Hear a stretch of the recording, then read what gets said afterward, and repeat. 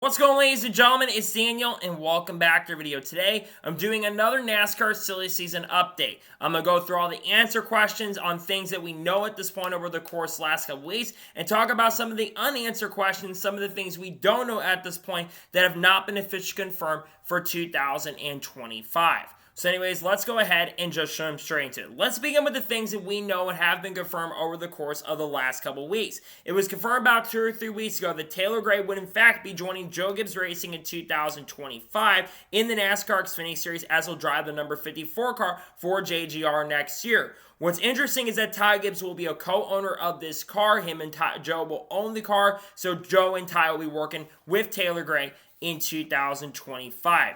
It was also confirmed about 2 weeks ago that Frankie Muniz will be joining the Raymond brothers in the NASCAR Craftsman Truck Series full-time in 2025, driving a number 33 truck. Frankie will bring a little bit of sponsorship and funding to the table, and Frankie will be looking to run really well with this program next year. He'll move up to the Truck Series full-time. Hopefully the team can run a lot better this upcoming year. It was also confirmed on that same day that William Swash will be joining Joe Gibbs Racing in 2025 in the number 18 car. William, very talented, ran really well in ARCA in 2024, even though anytime Conor Zilic raced against him, he outperformed them most weeks, but William Swash moves up to JGR next year. That was confirmed, I believe, before Martinsville that Justin Allgaier will be returning to Junior Motorsports and signed a multi-year contract extension with Junior Motorsports through 2026. Brand will continue to be the majority sponsor for Justin Allgaier in 2025, and with him winning the Xfinity Series Championship recently, Justin Allgaier will have the chance to go back-to-back and win his second straight title. Then it was officially confirmed this week that Kyle Busch would be returning to Richard Childress Racing in 2025. There have been some outside chatter from fans saying he'd be going to team like 2311 early in the year, and he had not been officially confirmed, and I know RCR never really made an announcement on this, but Kyle Busch will be back with RCR in 2025, looking to turn things around this upcoming year.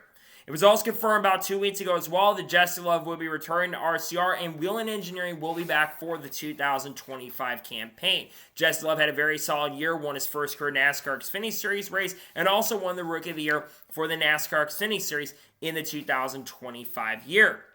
Then it was confirmed this past week that Corey Heim would be returning to Tricon Garage in the Craftsman Truck Series in 2025, driving the 11 truck once again. He'll likely be hard time with Sam Hunt Racing and could make some cup starts in 2025 if 2311 Racing ends up showing up to the track, but Corey Heim will be back with Tricon in 2025.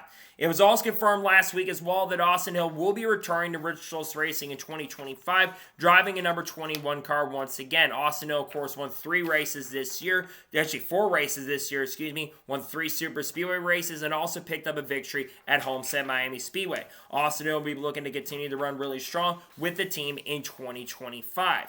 So those are the things that we know up to this point.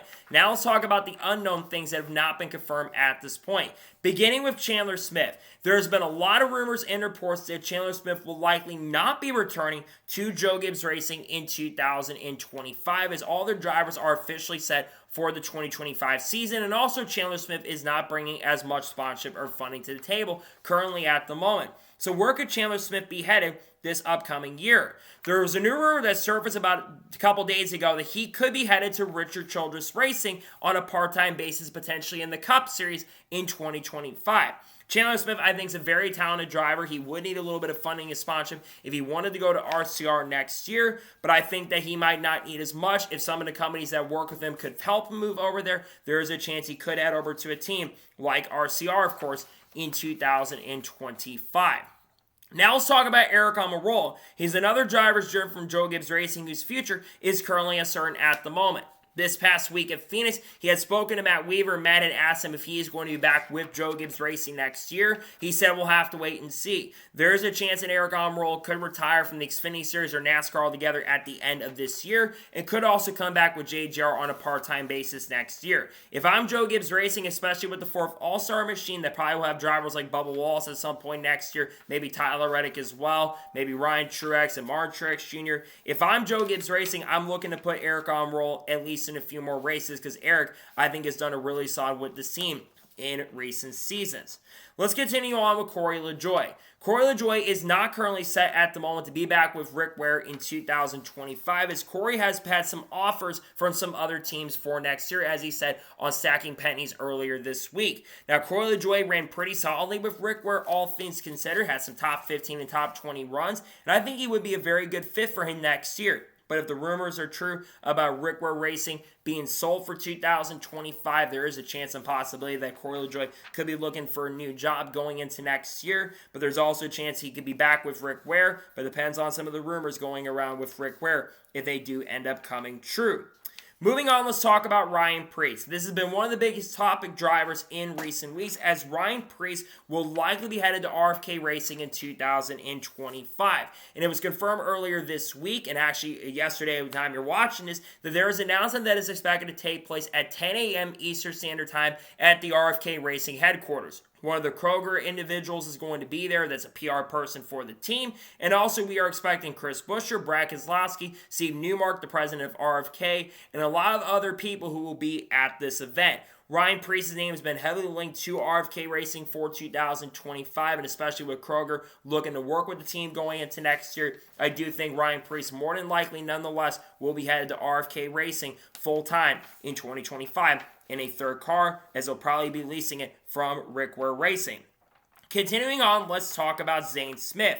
There's been a lot of chatter that Zane Smith most likely will be headed to Front Row Motorsports in 2025. However, one thing that's holding it up is the charter agreement and the lawsuit. Currently, the lawsuit with NASCAR between 2011 and Front Row. They are currently suing NASCAR along with Michael Jordan as well. And it's unknown at this point if that will basically go through. If they're not able to get the injunction granted and that appeal sent through, which of course they're trying to get that deadline to be a little earlier than what it was originally scheduled, I think that's something when it comes to Zane Smith. He's someone who I do believe deserves to be full-time in the Cup Series. Had a really strong second half of the season, and if he doesn't end up being in a Cup car next year, that'd be super disappointing. But I do think there's a great chance and possibility that Zane Smith will be with Front Row Motorsports in 2025.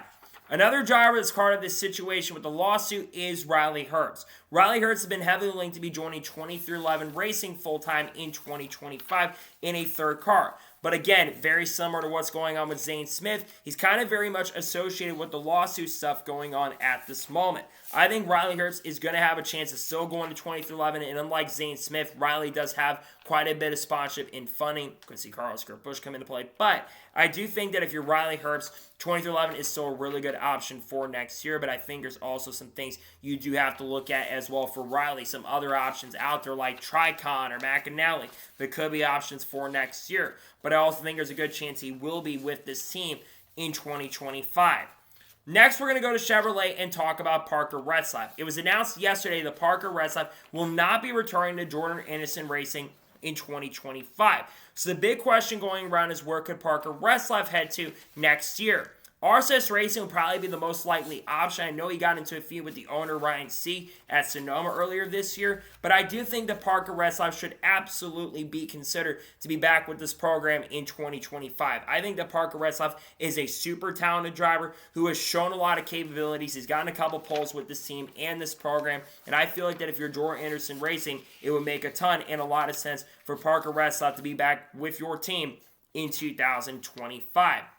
Now let's talk about Ryan Truex. This past week at Phoenix, Ryan Truex spoke to multiple media members, and he is still working on his 2025 plans. Ryan Truex has been linked to Joe Gibbs Racing to be part-time with their program, but it's still unknown at this point if he will be with Joe Gibbs Racing in 2025. If Mark Truex Jr. does run Xfinity races, which it seems like it's pretty likely at this point, we should be seeing Ryan get the chance and opportunity to be behind the wheel.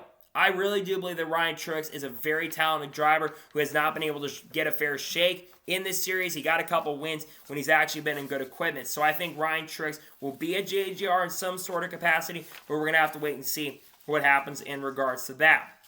Moving on with 23XI Racing. This has been one of the big talking points that I haven't seen many people talk about. But 23XI Racing could potentially miss some races in 2025, including the Clash and the Daytona 500. Denny Hamlin said that 23XI running these two races is currently to be determined. Now, I still think it's very likely that 23XI Racing will run the Daytona 500. The Clash, I don't think so at this point. If they can't get the appeal basically approved, there's a good chance you're not going to see 23XL Racing officially show up. I truly do believe, though, they're going to get this situation sorted out, hopefully, and then get the appeal approved so we can't see 23XL Racing on the track next year and for every single race, including the Daytona 500. And if they have to try to go for appeal to basically get a waiver, they may not be able to get that waiver if they do end up missing the race.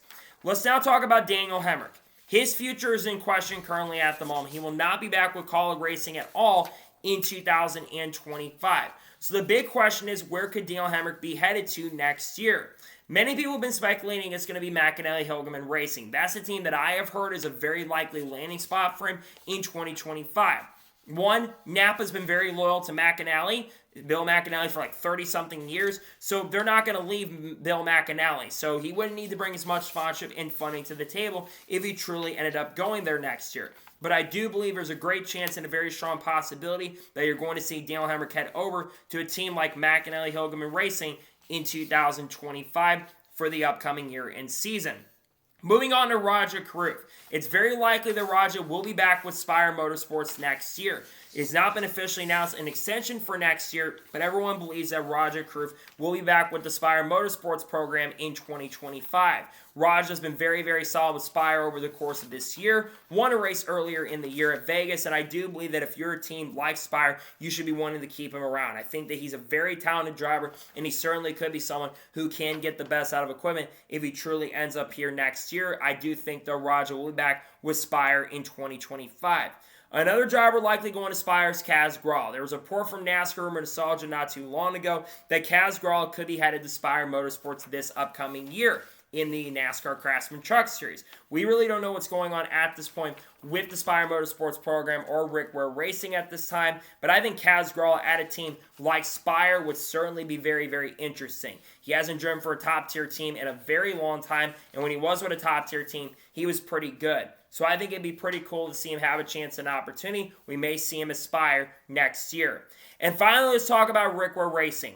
Earlier this week, there was a report that came out from NASCAR Rumor Nostalgia, same I kind of just talked about a second ago, that Rick Ware Racing, if the money is right, that organization could end up being sold to the right buyer. There's been rumors going around that Rick Ware may be looking to get out or something like that. I'm not exactly sure, which is kind of wild considering the fact that Rick Ware Racing is a team that's just been starting to get a lot better and showing a lot more speed on a very consistent basis. My question is, who could buy it up? Maybe NASCAR perhaps? Maybe another team's looking to buy like Junior Motorsports. Maybe someone else could buy it up. That could certainly be a possibility. I think it's going to be very interesting, though, if it does end up happening, right? Because I do believe that Rick Ware has shown so much improvement, and they've shown a lot of success recently as well. So we're going to have to kind of wait and see what happens in regards to Rick Ware's future. But I think there's definitely some big questions surrounding the Rick Ware Racing Group for 2025. So that is going to be it for the small NASCAR silly season update. I want to thank you guys for watching. Please subscribe to the channel, notifications on, so if I win a video, it does go live on my channel. Follow me on Twitter, Facebook, and Instagram, and support me on Patreon as well. Let's get below that and comment below your thoughts below on today's episode. What are your thoughts on the silly season update? Let me know it in the comments below. Tomorrow on the channel, we're going to be doing the NASCAR Cup Series winner predictions for 2025. You'll see that here in the morning. If any major news breaks the rest of the week, and we'll discuss it here live. Then on Monday, we'll have a NASCAR news video discussing news over the course of the last couple days. Tuesday, we're probably going to have the first team preview out on the channel, along with, of course, most likely you're going to end up seeing some other content dropping, including the RFK announcement for Ryan Preece, and maybe other drivers involved with that, like Chandler Smith or something like that. So anyways, like I said, I want to thank you guys for watching today's episode, and I'll see you guys next time for more great, awesome NASCAR content and other motorsports content on the channel like this. Take care, buddy.